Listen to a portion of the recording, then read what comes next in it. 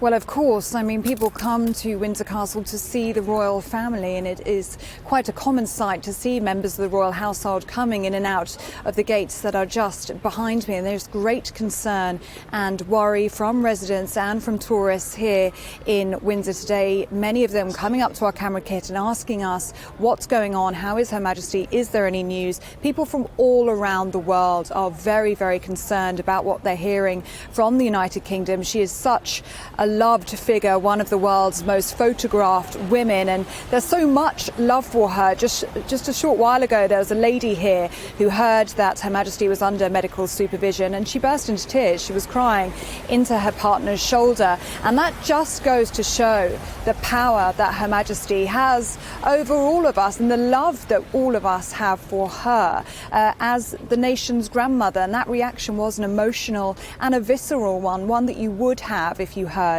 that a close family member was sick. And that's the kind of scenes that we're seeing here outside Windsor Castle. There is media from all over the world. It is a circle here that is getting bigger and bigger, and there are tourists that are waiting for any news coming from the palace. Of course, we don't have any update yet from that earlier statement, which I'll bring to you now if you are just joining us on TV and radio. It says from a Buckingham Palace spokesperson, following further evaluation this morning, the Queen's doctors are concerned for Her Majesty's health and have recommended that she remain under medical supervision.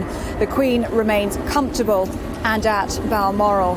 Now, people that I've been speaking to here are seeking some comfort in those last words there, that she is at Balmoral. There isn't any update that she is receiving any hospital care, and they seem to find that an encouraging sign.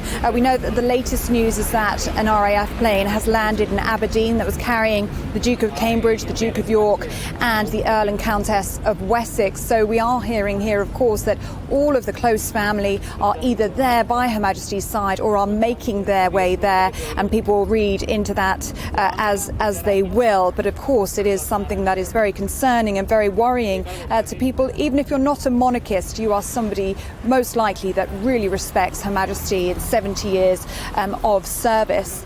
This is such a significant place to be as well when this news is happening, because this is the Queen's main residence for the last few years. It is where she decided to spend COVID lockdown. It's where she spent the last 2 years of her husband, the late Prince Philip's life.